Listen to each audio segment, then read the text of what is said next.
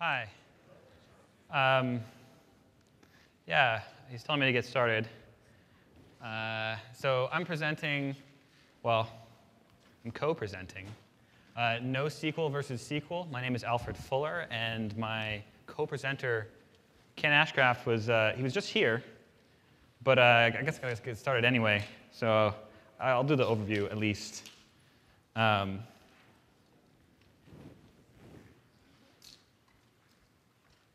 That's weird. Excellent.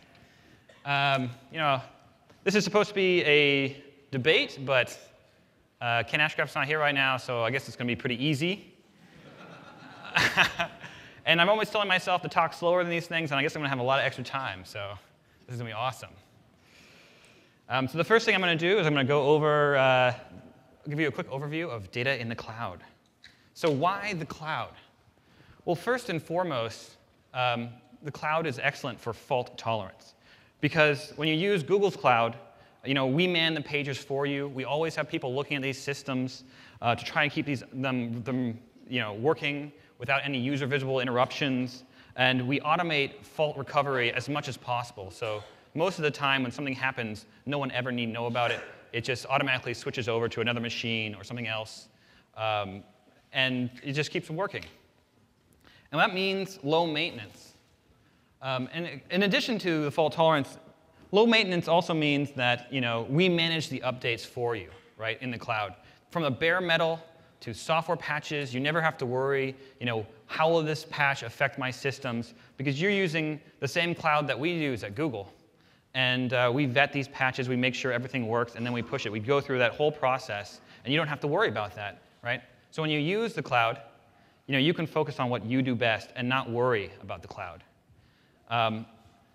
All of our cloud products also have built-in durability in terms of replication. There's nothing to configure. There's nothing to think about. It's built in from the ground up. These systems are designed to work this way.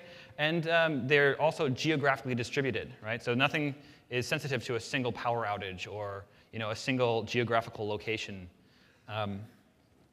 And finally, accessibility. Well, the cloud is always on. It's always available, at least when you have an internet connection. And when you don't, when you develop against Google Cloud products, well, at least the Datastore and Cloud SQL, which is what I'm talking about today, we have local development environments so that you can test against those environments, you can build against those environments, and then you can deploy to the cloud into production without worrying. So I work on App Engine. How many of you use App Engine? Show of hands. Well, that's a lot.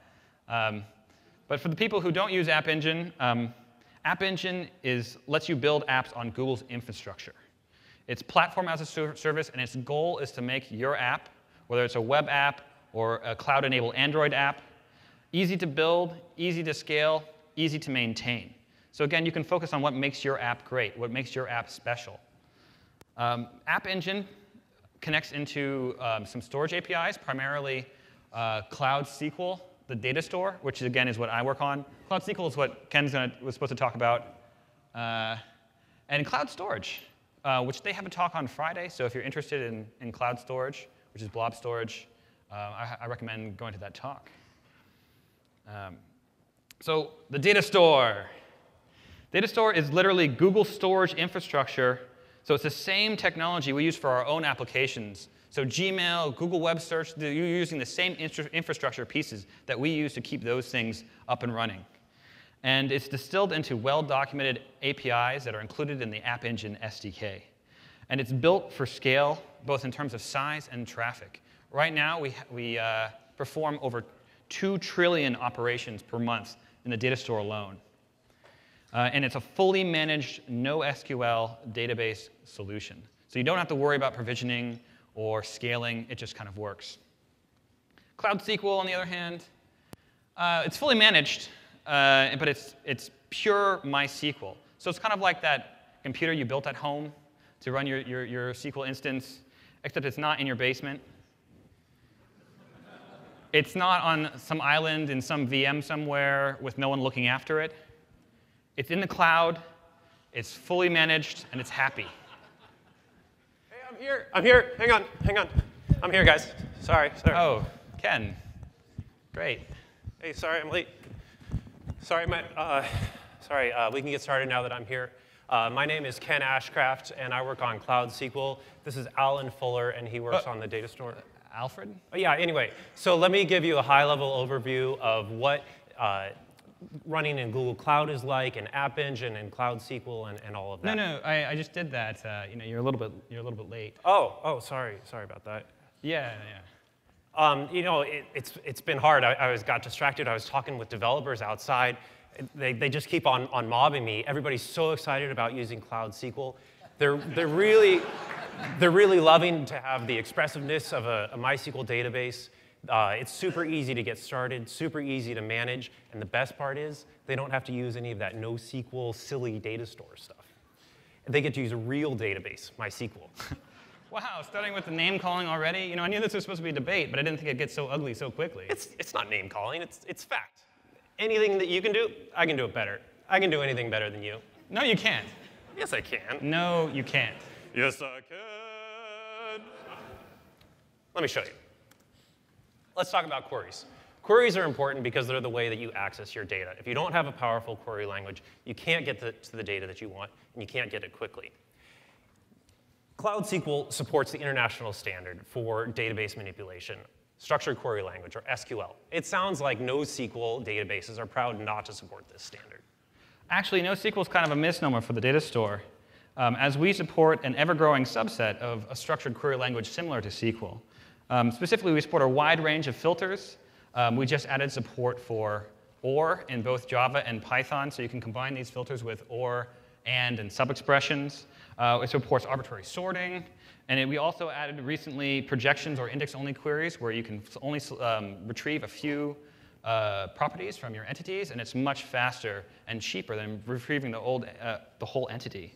And we actually go beyond SQL in that we support repeated properties. So you can do set operators like contains all or contains any. And that's incredibly useful when you're building tools like labels in Gmail or tags for photos.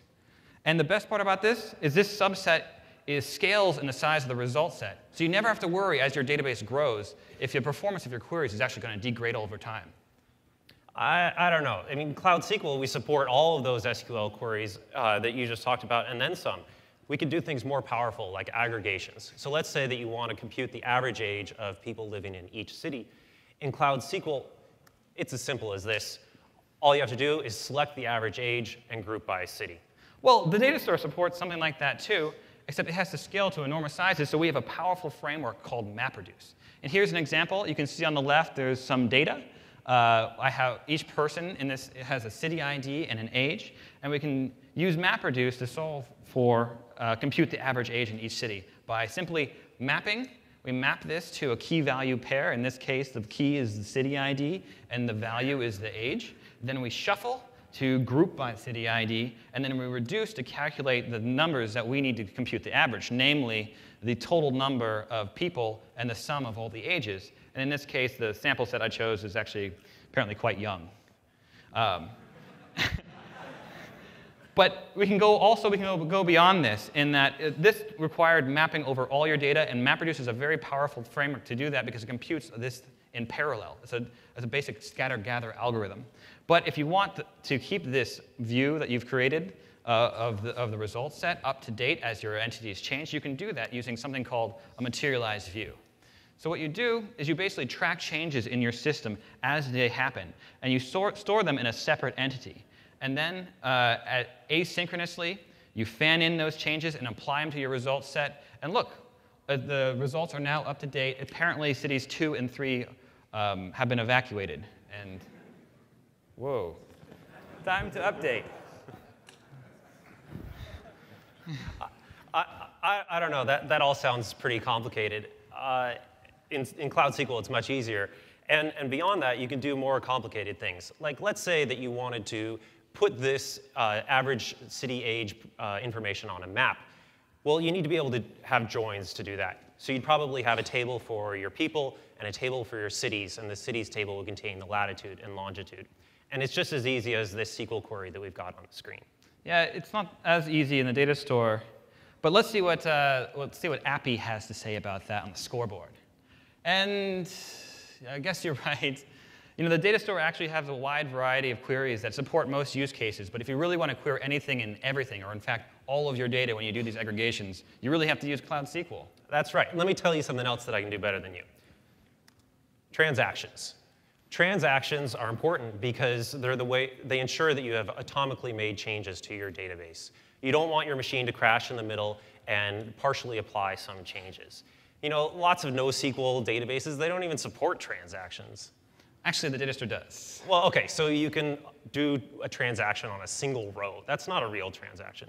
Datastore actually supports transactions across rows using something called an entity group. These are groupings of entities under a single transaction log. And the thing they do incredibly well is they provide ACID semantics at scale. So all of these entity groups can have transactions occurring simultaneously, and you can have any number of these entity groups in your application. For example, if you have a game, and you have a player entity, and then you have entities for items in that player's inventory, as long as you structure it in such a way that the items in the player's inventory are in the same entity group as the player, you can act on these transactionally. And this is very important because you never want a player to use an item and to have the item still be in their inventory afterwards, or try to use an item and have the effect not work. So for example, if a player wanted to drink a potion, we have the player as the root entity and the potion as a child entity. So they're in the same entity group. And so we can easily act upon these transactionally. So here's an example of how to do this using the Python API. There's for App Engine. There's APIs in many other languages, well, Go and Java. And it's as simple as decorating the function usePotion in db.transactional, and it makes everything in that function happen atomically. So you get the player, you get the potion from his inventory, you transfer the health from the potion to the player, you remove the potion from the player's inventory, and then you put the player, and it all happens atomically. I don't know. That sounds pretty limited. What happens when you want to atomically move a potion from one player to another? You're stuck. I told you anything you can do. Wait. No.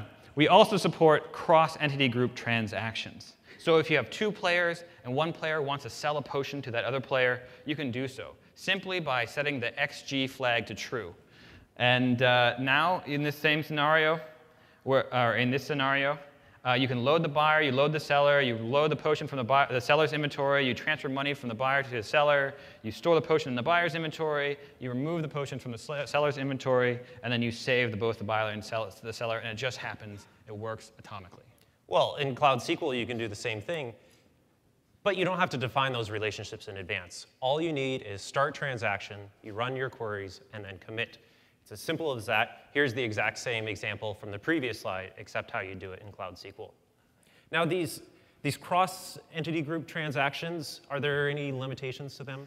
Well, actually, we have to do something called two-phase commit to make sure that we commit to all the transaction laws atomically. And this doesn't actually scale very well with the number of transaction logs involved. So currently, we have a limit of 5 entity groups that you can use in these cross-entity group transactions, which is more than enough for most use cases. Well, there are those other use cases where you want to transact over the entire world, and in Cloud SQL, you can do that. So let's say that you wanted to give gold away to your friends, and it's amazing how your friends just pop up out of nowhere when you're giving stuff away. Again, all you need is start transaction, you run your queries, and then you commit. There's no limitations into the number of entity groups or rows that can be involved in a transaction. Well, let's see what Appy has to say about that. And that's Appy, by the way. App Engine logo. I guess the Datastore does support a wide range of transactions, and they do meet most use cases. But if you really want to transact in a world or lock your whole table, you can use Cloud SQL for that. Yes, you can. Now, these transactions that you have over here in the Datastore, what good are they if they're broken by your cross-data center replication? We all know that the Datastore is built on top of BigTable, and BigTable has this weird, out-of-order, eventually consistent replication that nobody really understands. Well, actually, the Datastore uses Megastore replication. And Megastore replication uses those entity groups I talked about earlier. And remember, they had parallel transaction logs. Well, they also replicate in parallel as well. So we replicate on the transaction level. Although the system does have no master, and that means that there's no replica in the system at any given time that necessarily has all the most up-to-date information. But if you use operations that provide the entity group in the request, like a get by keys or an ancestor query, we can make sure that you're reading from a replica that has all the most up-to-date information for that entity group. We do also provide really powerful global queries, so you can query against all of your data in the data store, no matter how much data you have. But these, they don't have an entity group, and it's impossible to determine ahead of time what entity groups you're going to see in that query. So we can't make sure that you're reading from a replica that has all the most up-to-date information. But if you recall, if you recall from this same slide, we do parallel replication. That means we can scale the replication based on the amount of resources we have available. And that means the replication actually happens very quickly. So these global queries are only usually a few hundred milliseconds out of date. And speaking of replication, I know that MySQL uses a single master to guarantee strong consistency, but then asynchronously replicates changes to a slave. And if there's a lot of changes queued up on the master and the master crashes, you lose that data. I bet it's a lot of fun to tell your developers that you've lost their data every time there's a data center outage. No. That's why it isn't a whole lot of fun to have those conversations, and that's why we don't have them with Cloud SQL. In Cloud SQL, we use synchronous replication. Let me show you how this works. So we have our MySQL server running here in data center A. A client sends some data to the MySQL server. Before responding to the client, we synchronously replicate the data to the other data centers, and then we respond to the client. What this means is that if we lose the machine that's running the MySQL server, or even if we lose the entirety of data center A, we can quickly restart the MySQL server in a different data center without any data loss. Well, I don't know. Let's see what Appy has to say about this one. Oh, man. I knew I was going to win this debate, but I didn't think it'd be this easy. It's not over yet. Let's talk about scalability. In any dimension you can scale, I can scale better. No, you can't. Yes, I can. No, you can't. Let me show you. I'll give you some examples from within Google about how we use Cloud SQL. The first one is the Google Timekeeper application. It's used by an organization within Google, the AdWords sales and support team. And they use it to track how much time they're spending on chat support, email support, or campaign optimization. And then they use this information to optimize their own workflow. So this is a large organization within Google that's using Cloud SQL for their day-to-day jobs, and it works really well for them. Let me give you another example. The Google company org chart runs on Cloud SQL. So this is 30,000 employees, their relationships to each other, and what they're working on. And to give you an idea of the kind of load that we can handle, picture this. We've got these company all-hands meetings. So all 30,000 employees are listening to our upper management. And the upper management reminds everyone, all right, I want you to go onto the org chart application and update what you're working on. So this is a tech company that we work at. Of course, everybody's there with their laptops on their laps, so that everybody simultaneously opens their laptop and goes to this website. There's tens of thousands of employees hammering on this website. All of a sudden, we get tens to hundreds of QPS on the back end. And Cloud SQL handles it just fine. So Cloud SQL works very well for these sorts of large corporate environments. That's not scalability. Let me show you scalability. Say you're building a hugely popular mobile application. We're talking about thousands and thousands of QPS and millions of users and billions of ruffled feathers. Well, with a data store, there's no headaches, there's no provisioning. It just scales to your use case, and it just works. Let me show you how. So the data store, as I said earlier, is built on top of Google infrastructure. And each one of these layers adds a key component to the data store scalability. For example, the lowest layer, Google File System, or GFS, provides huge capacity and extremely good durability. And this allows your application to get as large as it needs to get. And on top of that, we have BigTable. And BigTable automatically splits your data based on loads and balances them on the machines that we have available. And so say your traffic changes. All of a sudden, you have a spike of writes in one part of your data. What BigTable will do is it will take down that one shard or tablet and split it into two pieces and then load those on different machines. And I'd like to thank Ekai for this very excellent comic demonstration of this. And then on top of that is Megastore. And Megastore works at scale. It is a truly distributed database system because it spans multiple data centers and multiple geographic regions. And that's the level it operates. And if you want super in-depth detail about this, you can see my talk from last year.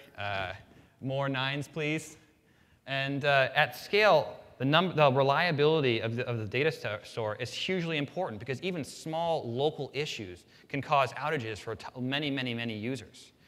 And the Megastore just handles this by automatically failing over to different data centers and reading the data from there. And it's guaranteed, if you're using the entity groups, to always have that strong consistency because it makes sure that whatever replica you're reading from is up to date. It also handles catastrophic failures. So if one or more data centers all of a sudden goes offline, they fall into the ocean, or the power outage happens nearby, those types of failures are still hidden from your users.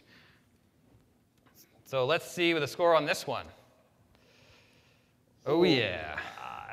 All right, I'll let you have this one just because I'm so far ahead. Good. Let's talk about management then. Remember at the beginning of this presentation, I talked about the benefits of the cloud. No software patches to worry about, no hard drives to replace, no systems to purchase. And all of that applies equally to Cloud SQL. Let me show you just how easy it is to get started with Cloud SQL. But the very first thing we need to do is create an App Engine application. And rather than doing a live demo and worrying about Wi-Fi and all that stuff, I'm just going to show you some screenshots. So we go first to the App Engine website where we have the form for creating an application. We need to pick an app ID. So we're going to go with SQL versus NoSQL and an application title. And then I go down here to create an application. All right, that worked just fine. And so I can click on the dashboard to see what we would see. But we haven't uploaded any code yet. We don't have any traffic, so the dashboard isn't very interesting. The next step that I'm going to do now that I've created this application, and let's keep in mind the SQL versus NoSQL ID, because we're going to use that in just a second. The next step is I'm going to go over to the APIs console. And if you've used the Maps API or the Translate API, you probably have this already set up. I've just created a new project, and so it's telling me that I need to set up my billing. So I'm going to go here to the Billing tab, and I click on the Checkout button and go through the billing flow. I enter in my credit card information. Once I'm done with that, I come back here to the main page, and I can set up my Cloud SQL instance. So I go to the Cloud SQL tab, and I don't have any instances yet, so I click on Create a New Instance, and it pops up this dialog for me, and I need to pick an instance name. I think I'll come up with SQL is better. And now I need to authorize that application. Oh, I also can pick a size. The size basically controls how much CPU and RAM you're going to allocate to the MySQL process. So remembering that application that we just created of SQL versus NoSQL, I type that in, and I click on Create the Instance. Oh, it wants me to do a project ID. I type that one in. Again, SQL is better, of course, and I choose this ID, and it starts to create my instance. After a few seconds, the MySQL instance will be provisioned, and we'll see a dashboard like this. You can see down here we have a little bit of storage usage already, and that's because MySQL needs to format some of its data files. Now we want to get started using our Cloud SQL instance. We have a SQL prompt built into the web UI that I can easily use for simple queries. So first thing we need to do is create a database. So I type in create database, and I can click on execute. And that works just fine. Now I need to create a table. So I can type in that SQL statement and execute that as well. You can imagine how I could continue to use this to populate the data or query the data as well. And if I need to create development or staging instances, I just go through those last few steps, and everything is already provisioned for me. So let's see you make that any easier for the data store. Oh, it's easier. Then show us. Oh, I don't need to. You already showed us about 20 slides ago. Oh. When you created that app originally, the data store was ready right then to accept writes from your application. There's nothing to provision, nothing to configure. You just start writing data. And if you want to use different tables, or in the data store they're called kinds, you just define those kinds in your code. You don't have to tell the data store about them ahead of time, and you just start putting data. If you want isolation, you can use namespaces for multi-tenancy or to isolate like a development instance, or you can even use an entirely different app to completely isolate your like staging instance from everything else. So let's see what Appy has to say about that. Oh, yeah. All right, I'll let you have another one. Let's see what's up next, though. Schema. I got this one. All right. So the schema is important because it defines what your data looks like. What are the data types? What are the relationships between the data? And you saw in my recent example how I created a table. Well, in Cloud SQL, the schema is strictly enforced. And that means that you have to create the table before you can start working with your data. And some people think of this as a benefit of having this strictly enforced schema. It means that you don't have typos in your code where you write to some non-existent column, and then when you try to read from the column that you're supposed to read from, there's no data there. Let me give you an example of how to do a schema change then. Let's go back to our previous example of a player with a name and some integer amount of health. We're going to want to add magic to this game, and so we need to add a mana column. All we need to do in Cloud SQL is alter table and add the column, just like that. You know, that sounds a little too magical. Well, you're right. We do have to be careful with these alter table statements because they can lock up the table for the duration of the change. And the reason why that happens is that MySQL has tightly packed the row data so that one row is right adjacent to the next. And when we add that extra column, there's not room for that new field in that tightly packed space. So it needs to copy everything to a new location. So for the duration of the time that it takes to copy everything, you're going to lock the table up. Now, there are some tricks that we can play to minimize this lock time or even hide it entirely. And it's called an online schema change. And what we do is we have our old table and we have a new table. We do a background copy of the data from the old table to the new table. And while that background copy is going on, we don't want to miss any changes that are happening to the old table. So we set up a trigger on the old table so that if any of those changes come through, they'll get propagated to the new table. Once everything is copied, we just do an atomic rename, and it just works. So if you want to see how that works, there's a company called Percona, and they have a tool called PT Online Schema Change that works with MySQL to make that very, very easy. Well, in the data store, schema changes are actually magical. Well, not really. They're not actually magical. You have to do something. But the schema enforcement actually happens, or you can enable a schema enforcement in your code. The data store doesn't actually enforce the schema for you. And what this means is if you want to add that mana field, all you do is change your code, and it's there. You can set a default value, and you can just start using this stuff. If you need to backfill any of the previously stored entities to say, like, do some sort of complicated calculation to figure out what initial mana every character should have, you can do that using the powerful MapReduce framework that I described earlier. And let's see how this one turns out. And I win. No, it's a tie. Oh, that didn't turn out how I thought. No. So, who could have predicted a tie? Maybe there is room for both of our products in the world. Actually, let me give you an example of where the data store probably is a better fit than Cloud SQL. These file sharing applications are really popular nowadays. If we wanted to build one, well, first we need to come up with a good name. I think that droprectangle.net would be a good one.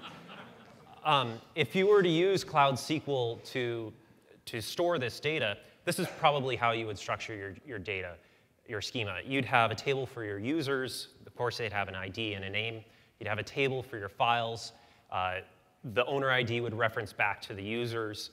And you'd also have a table for your access control, specifying who is allowed to access which files. So with this schema, you can imagine how you could run queries like, show me all of the files that I have access to, or atomically transfer ownership of this file from one owner to another. And this works great until your site gets popular and you have lots and lots of users and lots of files, and the data no longer fits on a single machine. At that point, you can shard your data. And a natural way to shard the data would be by user. Unfortunately, we have this operation of transferring ownership between users. And if you shard your data by user, you don't know whether the two users are on the same shard. And if they're not on the same shard, it gets really hard to atomically move that file ownership between shards. And this is where the data store actually would probably do better than Cloud SQL. You'd structure the user as the root entity. You'd have files beneath that and access control underneath that. So with the global queries, you could easily find all of the files that you have access to. And if you want to atomically transfer files between users, you can use the cross-entity group transactions that Alfred described earlier. And when I was working on this presentation with you, it really became kind of clear to me that there are also some use cases for Cloud SQL, especially if you want to support off-the-shelf solutions. So there's this entire ecosystem built up of frameworks that are available that were built to work with relational databases. And if you want to, it doesn't always make sense to modify these solutions or roll your own solutions. So if you just want to use these off the shelf, Cloud SQL is obviously a better choice there. So do you think there are ways that our two products could work together? Yeah, we have this PM or product manager on our team, Greg. He's always sending us these emails like selling stuff from his garage. Yeah, I don't know what those. He does send a lot of emails. It'd be really great if he had some sort of web application where he could post things for sale or list things for sale, and people could search for what they want to buy. Yeah, and he could call it Greg's List. Oh, that's a good idea. And if he did this, what he could do is he could use Cloud SQL to store all of his active listings, so that you have all the speed of the in-memory operations and in-memory performance of a single machine. And then when a listing expires or is sold, you can use the Datastore to archive all those listings, and they're always available, and you can still query against them. You can still use them. One of the big benefits of putting the active listings in Cloud SQL would be that you get to take advantage of the powerful query language and all of those aggregations and lots of flexibility so that you could run queries like, show me the average price of a sofa in San Francisco. Yeah, and Cloud SQL works best when your entire data set fits into memory, so it doesn't have to page to disk or do any sort of heavy lifting there. And the active set of listings is relatively small to all the listings throughout time, so it really makes a lot of sense to keep them in Cloud SQL. And storing the archive listings in the Datastore makes sense because when you have schema changes, you, of course, want to apply it to the data that you're actually going to be working with, the stuff that's in Cloud SQL. But all of those archive listings, you don't really want to apply the schema changes and do the backfill and everything. And so with the flexible schema of the Datastore, you can get that to work as well. Wait, hang on. The guys in the back are trying to say something to me. So I guess there's a talk on blob storage after this one, and they're worried that we're running over time, and they're kind of rushing us along. Isn't it on Friday? I know. I guess they're worried that if we run long, then the next one's going to run long, and they're just going to get bumped off the schedule entirely. Well, that's rude. Can't they just hold up a sign or something? I know, right? And for blob storage, more like boring storage. Yeah.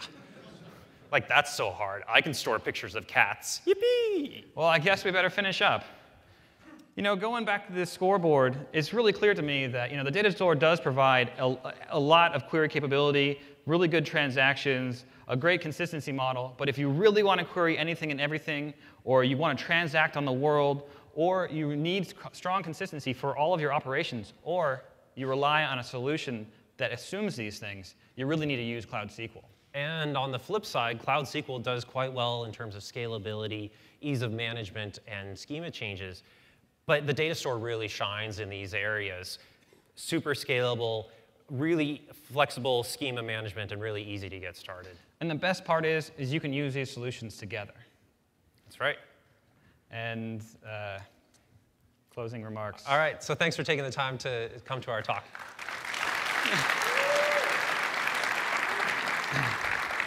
Yeah, we'd like to open it up to questions. Yeah, there are microphones in each of the aisles, and if you liked the talks, there are some +1 cards that you can drop in the box at the end. I didn't know we were doing that. That's high tech. Yeah.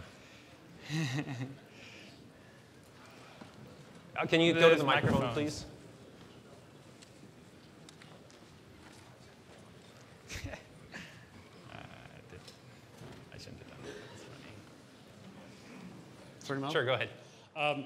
In the scheme where you described that MySQL will synchronously replicate to the slaves before responding to the client, what is the range of latency that we should expect, and how does that compare to the Datastore? They're pretty comparable. The latencies would be somewhere between 50 and 100 milliseconds. Although, since Cloud SQL uses a single master, it can commit a whole bunch of inserts at one time, so the bandwidth is much larger. Yes. Is there any thought being given to readjusting the beginning prices on SQL storage? Because it's kind of right now, you can go out and get third-party storages, which may not be Google, but run a full instance for $9 a month, and you can't get started for 24 hours for less than 38 on this. So one of the big benefits of Cloud SQL is the data durability and the fact that we have synchronous replication. And the other cloud providers don't have that. And they don't have that assurance that the data is secure. And I mean, I've set up a SQL instance before, and if you really want replication and that kind of durability, even if you want to do asynchronous replication, it's a huge pain to set up, and Cloud SQL just kind of simplifies all of that. Robert? So I guess my question's kind of related to the first one. With the Datastore, the replication across data centers is on an entity group basis. With Cloud SQL, it sounds like the whole database is replicated across. Are there any nuances to how that limits your concurrency or anything? As mentioned earlier, your write latencies will go up a bit. And if you need to do long-running transactions, that can affect you, because those long-running transactions that are doing writes will hold locks for a longer period of time. Okay, cool, thanks. So my question is about the fixed schema from the Cloud SQL. When we do some operation, like we add some schema in the data storage, using the NoSQL strategy. So how can we map the schema back? Something like it's already changed in other level, but on the top, it's still fixed Cloud SQL. So how can we handle this problem? So I think the question was, how can we map from a Datastore schema back to Cloud SQL schema? Yeah, so we have, we do provide metadata queries to query the live schema that you have in the Datastore that you've decided to have by putting data in the Datastore. And you can use that to actually automatically generate a strict schema in a MySQL database.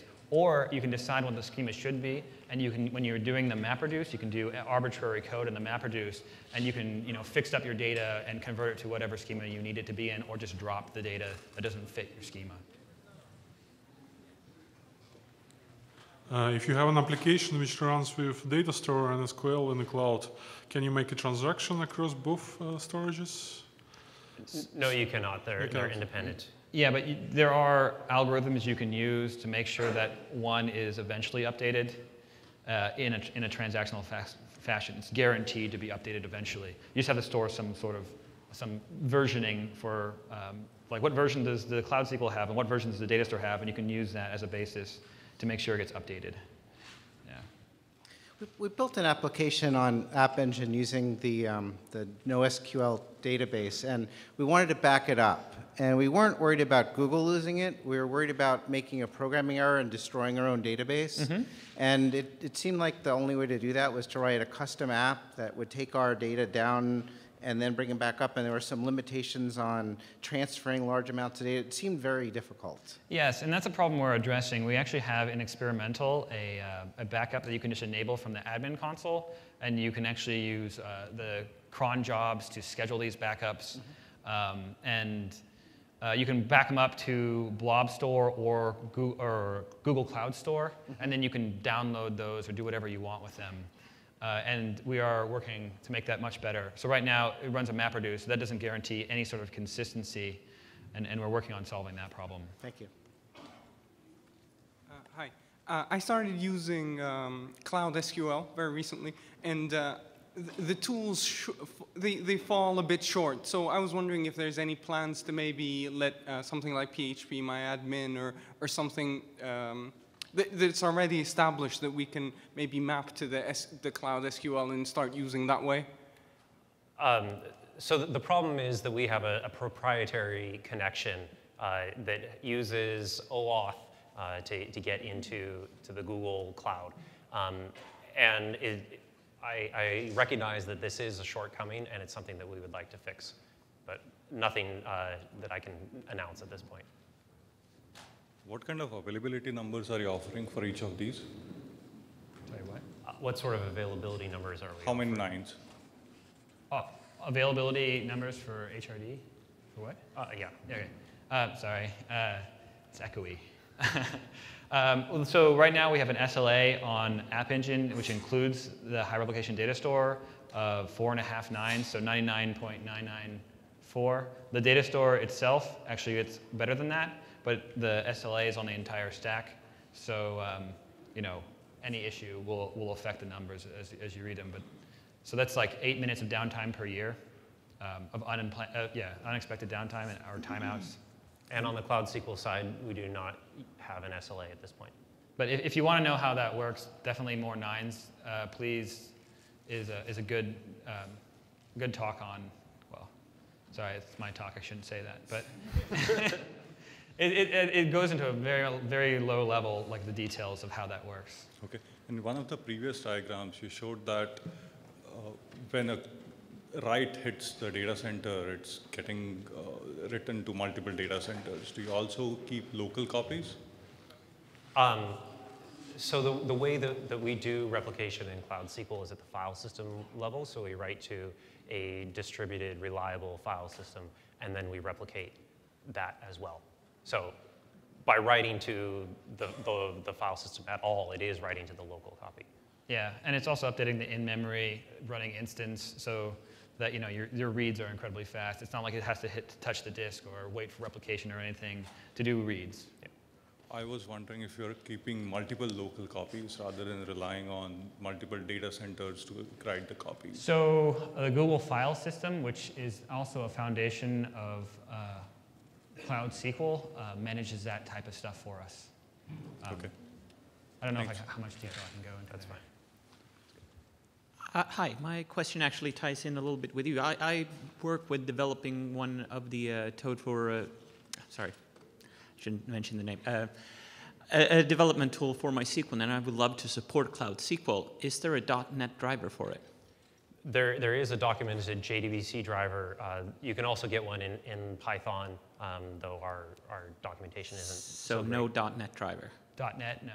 Oh, sorry, .NET. I thought you said documented. No .NET driver. It's given that the driver is open source for MySQL, would it be, once you've authenticated, is it the same transport layer as MySQL? No, it's not the same transport. Okay, so it's a completely different driver. It's nothing that. Yeah. Any plans on developing a .NET driver? We would like to support the MySQL protocol and make it much easier so that it doesn't matter what language you're actually running in. You just can connect to something that looks like MySQL, and it just works. Okay, thank you. Any more questions? Wow, we're well ahead of time. All right, thank you very much for coming.